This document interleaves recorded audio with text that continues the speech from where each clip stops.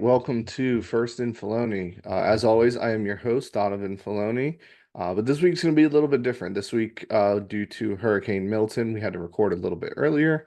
So we'll be having a solo episode here. So what I'm going to do is run through a recap of last week, players of the week, winners, losers, your typical format. Just might be a little bit quicker this week.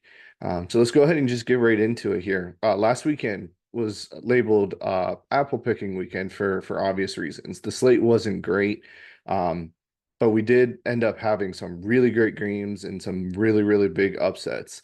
And there's five of them that I want to kind of just talk about briefly here with you. Um, from what I've seen and what I noticed. So let's go ahead and just get it started, get right into it. Arkansas over Tennessee, 19-14. The biggest question that came from this game, obviously I thought Tennessee would win. I thought Arkansas was going to keep it close, but then lose in typical Arkansas fashion, but that didn't happen, right?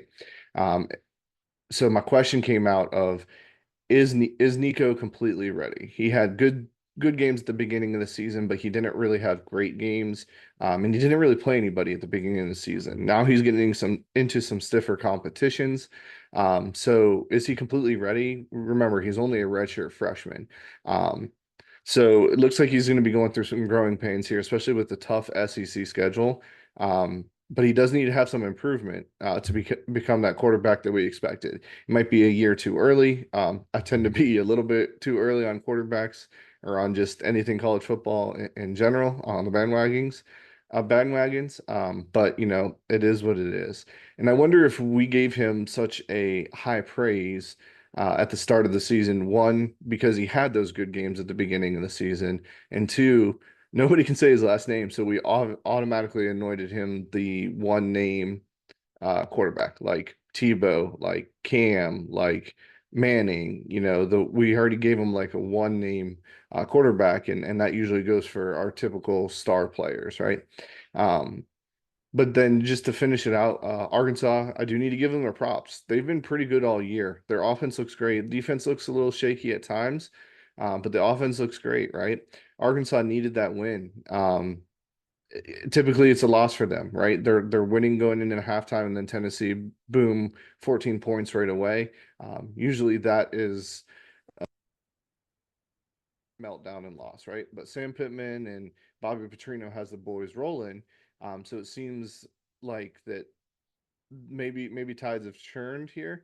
And it leads me, to saying maybe it saves Sam Pittman's job, but also leads into a different discussion that we'll talk, at the end of this is could this be a recap of the 2007 season when another team that I thought was for certain golden in Tennessee to make the playoffs. Now I'm not so sure. So we'll see going forward what that is. The next game wasn't a big surprise for me or really anybody in that matter. Texas A&M over Missouri, 41-10. Connor Wegman balled out. He's back from injury, looks good. Um, Marcel Reed, the backup quarterback, did a good job. I don't think he's ready. He's not there as a passer yet. Um, but I think this speaks more to how highly rated Missouri was, and they probably shouldn't be, right? They haven't looked great all season. They should have lost to Vandy. Um, they had a couple other close games here. They just don't have the same team that they had last year. Lost their running back, lost a bunch of offensive linemen, defensive players as well. Um, Luther Burden hasn't looked good, and Brady Cook hasn't either. But they haven't really had that true connection. But I wonder if it is because of all of the newer pieces that they've had. Do I think they're a top 10 team? No. Do I think they're top 25 at this point? I would say yes, but I would lean closer to like the 15 to 20 range. I wouldn't be shocked if they lose a couple more this season. Washington, next one is Washington over Michigan. Quote unquote repeat of the national championship when we really know it's not a repeat. Both teams were pretty much gutted from the draft and transfer portal. Two new quarterbacks. Um, and it's just the same old story for Michigan this year. Like they cannot throw the ball. They have three different quarterbacks play in this game: Orgy, Tuttle, and Davis Warren. Um, I could go on and on about if you don't cheat, you can't win, right? Like, because that's me beating a dead horse at this point. Although I do think it has some to do with it, But if we're being realistic, right? Washington's a good team. Michigan doesn't have a quarterback. Their offensive line has looked shaky at best. Their running backs, Donovan Edwards has not looked good. Their backups looking um, better than him. But they're not great like they normally are. And I'm starting to wonder if the highly rated Will Johnson is as good as he says he is, because he hasn't done anything to help his case either. But to go back on onto with what or onto Washington, right? They're a good team. Jed Fish comes in with a gutted Washington team, very few starters returning after DeBoer left, which is expected, right? And they were a national title team last year. But it looks like I wouldn't say national title team, but they could be a fringe Big Ten championship team, right? Will Rogers this year has been on fire. He does not throw interceptions. He's slinging the ball around like he did when Mike Leach was his coach at Mississippi State back in the day. So very few interceptions, high accuracy. They're running the ball well. They're mixing in the play action pass and regular shotgun passes. I could see Washington winning a couple more, quote unquote, upsets going forward. They should have beat Rutgers, and I think they could be uh, potentially undefeated if they didn't lose that fourth and goal to Washington State, right? So I think they could be better than they are. One I'm not really surprised at, but I was higher rated on USC. Is Minnesota over USC 24-17? What comes out of this game? USC is the same old USC that we've seen under Lincoln Riley, same old Lincoln Riley style team, right? A pretty good offense, defense isn't there. Um, the biggest thing here, and I wonder if it's a point of contention going forward into the Big Ten for USC is um, there's a ton of programs that have offensive linemen who are 300-pound plus, big guys. Gets cold in the Midwest, cold in the North. Running the ball is their specialty. I'm thinking about like Iowa, Illinois, your typical Wisconsin team, even though it's not them this year. Maybe Michigan State, Ohio State for sure, right? They all have massive offensive lines, and USC's defensive line, ever since Barry Alexander left, I believe only has one person above 300 pounds. And that's just, a power thing, right? They're going to be able to push them uh, or get pushed back every single time. Um, say, well, they have a bunch of 290. 290 is not the same as 300, man. You need the big guys up front they're not going to get you sacks necessarily, but they're going to clog up the runs, clog up the offensive line, so it's a smaller pocket, kind of do that as well. You can't have a team of all pass rushers. It doesn't work for you. So not surprised there. Will I be surprised if UFC loses again? No, I think they're maybe an 8-4 team at this point. I don't see them going much further than that, maybe 9-3.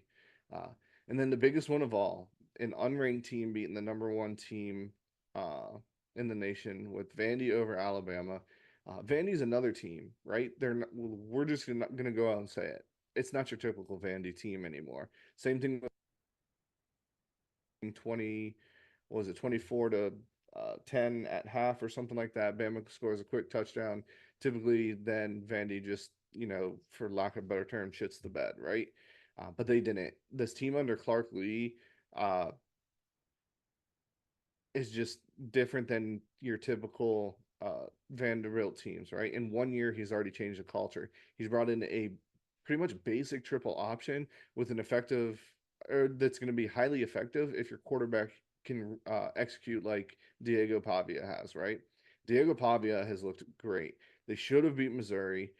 They took Virginia Tech, who I thought was going to be a playoff team or borderline playoff team, to overtime and won in week one. They did lose to Georgia State. That was a bad loss. But I mean, Vanderbilt looks really good, and if they play like that, I don't see many teams, able to stop that run with Pavia being able to do the triple option like that. So do I think they're going to be contenders in the SEC? Unfortunately, not this year. But I do want to kind of be the first on this take, right? I don't think they're going to be contenders this year, but they can be in the future. I'm not saying they will, but they can be in the future. Meaning with NIL being a huge thing, players getting paid to play, um, for name and image and likeness, a nice booming city like Nashville where there's music everywhere, there's always something to do, it's always going crazy. Why wouldn't somebody want to have the potential deals out in Nashville and be able to spend the money out in Nashville as well? What better city to live in while playing in the SEC as well? I just think if Clark Lee keeps going and he doesn't get picked off by somebody else, a bigger program, which he very well could in a couple years, being a contender going forward. All right, now for the second section here, uh, Ashton Jeanty is having had another huge. Reason why I say half is because he didn't play in the second half, right? To the year to date right now, he has 95 carries for 1,031 yards. That's about 11 yards per carry with 16 rushing touchdowns already. I'm going to make a bold statement in comparison here. Barry Sanders, this is the closest person that we might ever see to having a chance of eclipsing Barry Sanders' record, right? For Barry Sanders' Heisman record in 1988, he had 344 carries for 2,628 yards. That's 7.6 yards per carry. So Genty's already surpassing that. If he keeps that motion up, why can't he pass it? For 37 touchdowns. Genty has about half of that already, and he's got, 6 or 7 more games left. Um, this might be something going forward that we need to keep an eye on to see, like, can Genty come close to Barry Sanders' record? Can he be the first running back to win the Heisman in a long, long time? Because right now it's between, in my opinion, it's between Ashton Jeanty and Travis Hunter.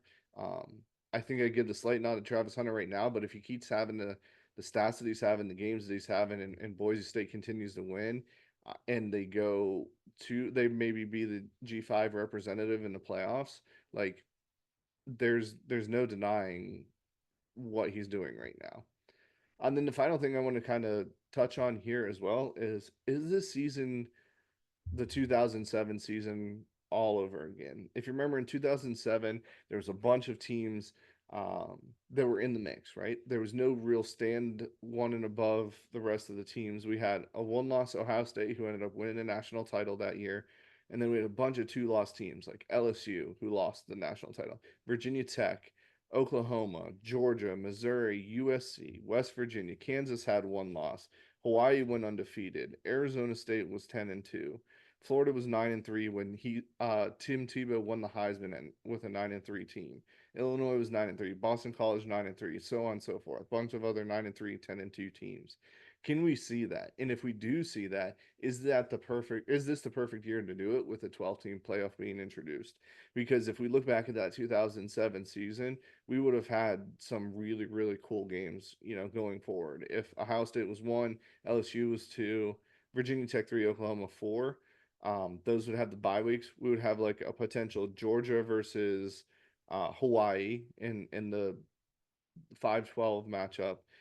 We could have had like Missouri versus Arizona State. We would have had USC versus West Virginia. Like that would have that's the era of Geno, and I believe it was Sanchez or Barkley. Like that would have been an amazing game to watch right then and there. Like so it really gets me excited. More to come on the potential recap of or comparison to the 2007 season because I think this is might be the closest to what we could have potentially saw back then, and that was 14, 15 years ago. All right, so let's go ahead and get into the game picks. The records right now, Andrew's at 36 and 29. I had a good weekend. I was 40 and 24 season. And then our locks, we finally got above 500. We're 33 and 32. It's been so much parity this year that I think the locks are a little bit down, but it could be why, like I said, the comparison to the 2007 season is there. Okay, so my player of the week is Diego Pavia, right? He's the first Vanderbilt team and first team for Alabama to beat or lose, or first team for Alabama to lose as the number one seed to an unranked, and for Vanderbilt's first time being unranked and beating a number one team. Um, he's the reason why they won that game. Vanderbilt did not let off the gas. They couldn't have, or Milrow would have just torched them in the second half like they did. Um, do I think it's over for DeBoer at Alabama? No. I think you're going to go through some growing pains. I don't think he has the team that he wants to have, but as I stated before and several times on this podcast, DeBoer wins wherever he goes. Alabama could win or could lose one or two more. He could be a 9-3, 10-2 team on the season, but I think next year he will be in that conversation and being a top 3 or 4 team. My winners of this week is two of them were are they're your Texas, Ohio State, Oregon, and Penn State. They both either won or had a bye week. Um, these teams are the only ones that have been consistent.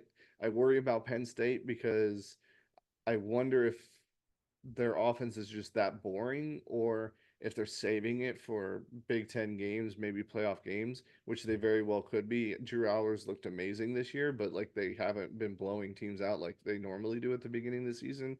Oregon the same way. Their defensive line's good, but that's about it on defense. And Dylan Gabriel's been okay. We know what he has. He hasn't been anything less than expected or more than expected. He's been what he's been for Oregon. Ohio State looks great. Um, they're just slowly cruising by teams. Same thing with Penn State. They haven't been overly like scoring quite a bit, but their defense might be one of the best defenses I've ever seen. Maybe comparisons to that 21 Georgia team.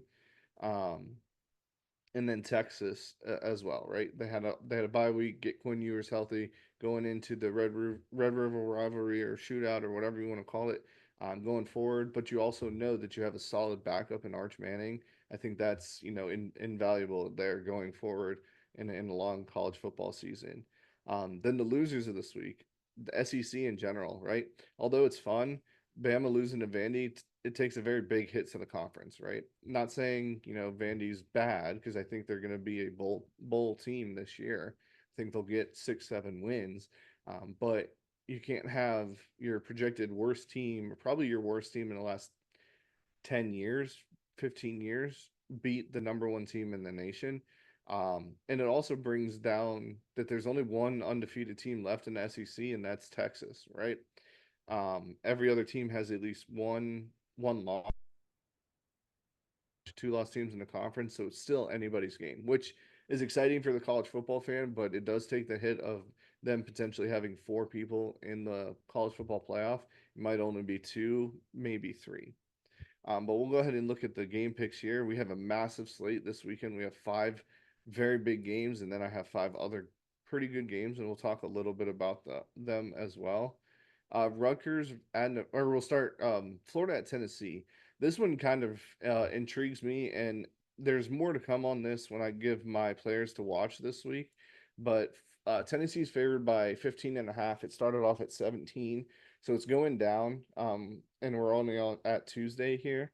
But this game's tricky, right? Florida looked good in the first half of last week's game. Their defense looked great all game, but their offense didn't do anything in the second half. I'm still going to stick with Tennessee here, but I don't think it's going to be by 15 and a half points. I think it's going to be a lot closer than that. Maybe look at the under here. South Carolina at Bama. Alabama's favored by 21. I think this is a get right game. Anytime you have uh, Robbie Ashford playing quarterback, even though Lenore Sellers is not 100% healthy and they want to do a 2 quarterback system, I think it's just bad news for South Carolina. Bad loss last week. And then coming into Alabama after they got their butts kicked by Vandy, I think it's going to be a blowout. Alabama here, Alabama big. Washington at Iowa. Now, this one's interesting, right? Iowa's defense, solid as always. Offense, they can run the ball, but that's about it. Same old Iowa story that we've always seen.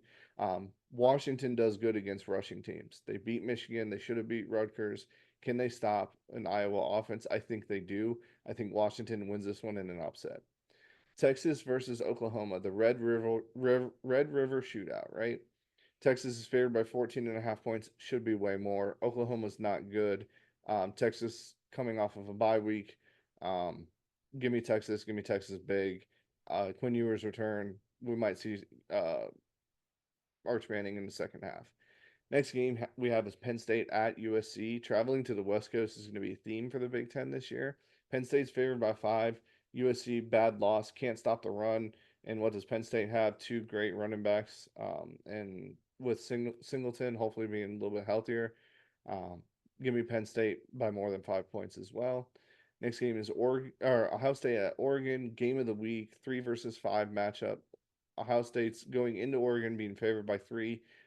I don't see the offense of Oregon doing much of anything to the defense of Ohio State. It is their first test, so we'll see if I eat my words next week. Give me Ohio State big. Um, Next game, Ole Miss at LSU. Ole Miss is favored by 2.5. They had a get right game last week versus South Carolina. Um, I think the spread is a little tricky here. I think it moved up to 3.5. I like LSU to actually win this game, even though it is Ole Miss, but they're going to Death Valley. LSU, I think, wins this game. Ole Miss loses, and the Lane Kiffin to Florida rumors continue to increase. Next game is Iowa State at West Virginia. West Virginia big win last week, but they're no match for Iowa State. I don't think this year, even though it is in Morgantown and they are bringing the coal miner uniforms that are pretty sweet. I have Iowa State rolling. They start off slow, but they end up winning pretty big in the end. That's the theme of their season. Next game is Kansas State at Colorado. Kansas State's favored by 4. Colorado showed me something. I told you I was going to ride the bandwagon. They had a bye week last week. I'm going Colorado here. I think it'll be a fun game to watch. Two different styles, passing the ball versus running the ball. Which one will prevail here? And then Cal at Pitt. Cal had a heartbreaking loss to Miami last week. They were up 25 points. Um, the targeting call was a potential questionable call here, and I think it did change the outcome of the game. Pitt is the comeback kids as well, and they're at Pittsburgh. Unfortunately, I'm going to pick Cal here. They've showed me stuff this year. If they can cut down on the little bit of the turnovers, have Jaden Knott continue to run the ball, Mendoza throw the ball, I think Cal wins this. I think pretty handily. I don't think Pitt's a real threat in any kind of ACC. But Eli Holstein, good quarterback for the future, redshirt freshman. And then our locks of the week here. I have Ole Miss at LSU. Give me LSU plus 3.5 since I have them on the outright win anyways. Ohio at Central Michigan. Give me Ohio minus 2.5. I think they win by more than a field goal. UF at Tennessee. Give me UF plus 15.5. Also give me the under 54.5 as well. I think it's going to be a low scoring defensive game. Kansas State at Colorado. I have Colorado winning outright, so give me Colorado plus 4. Iowa State at West Virginia. Give me Iowa State minus 3. Like I said, I think they win by a lot. Garrett Green got a little bit of hurt, or was a little hurt last week. So not saying their backup quarterback's bad, but if you have a backup quarterback, give me the experience with Iowa State. Cal at Pitt, same theme, picking Cal to win outright. So give me Cal plus 3. Penn State at USC. I just think Penn State's rushing attack is going to be too much for USC. Give me Penn State minus 5. Oklahoma State at Oregon. Like I already said, I think, I'm sorry, Ohio State at Oregon. As I already said, I think Ohio State's defense is the real deal, and I don't see them slowing down as it is. Give me Ohio State minus 3. And then the final one, Minnesota at UCLA. The over-under is 40. Both teams are going to want to run the ball. Both teams are very slow and methodical. Give me the under 40.5 points there. And then our final thing, as we go into the weekend here, like I said, shorter episode this week. The players to watch, and it's not really it is a player, but it's more of a game. It's going to be Nico versus University of Florida. Nico's not throwing the ball well, and the offense hasn't played great in the last couple weeks because they're actually playing some good defenses. The Florida defense has shown up in the last 2 games, and they look to be in good form. The defensive line for Florida has been pretty good, pretty solid, stopping the run, getting to the pass rush. They made KJ Jefferson look horrible. I know he's not a great passer, but made him look horrible. Do we know if Nico's a good passer? I can say I don't know yet. Um, could this be a good game? Maybe. It kind of just depends on how good Florida's offense is. Right now, they're running a two system quarterback every third series. DJ Lagway gets to come in the game. It seems to work, but they're two contrasting styles. Graham Mertz is more methodical, takes it a little bit slower, gets some short check down passes, the more accurate passes. He's at like 84% completion rate, or 70, between 70 and 80% completion rate, which is very high. But he doesn't take any shots downfield. He gets a little flustered after his shoulder injury when he's in the pocket. And then Lagway, he's the one who's the gunslinger, the boom factor. He has all the big plays. He's not afraid to throw a ball downfield, and man, he throws a pretty ball down the field. But does the offensive line have enough power to stop that pretty good, pretty top tier defensive line of Tennessee? I'm not sure. If here's how it's going to go though, right? If Tennessee scores early, it's over. Rocky Top's going to be playing. The Boo Birds are coming, and that under 54 might not happen because Tennessee's going to blow them out. But if Florida takes an early lead or has a couple good stops on defense and progresses the field down confidently, I could see this being a closer game, and that plus 15.5 will come into play. So that's what we have this week here. Like I said, shorter episode due to the hurricane. But thank you guys for listening. Hopefully it wasn't too bad only having one person here giving you takes. Hopefully it wasn't too short either. But we appreciate that. Next week as well, and maybe even going forward, there might be some more one-off episodes where it is a kind of a mailbag of sorts. So please send in some questions. Could be anything about college football, uniforms, history, favorite teams, favorite players, anything like that. We'd love to discuss it. But if not, thank you guys for listening, and we will see you next week.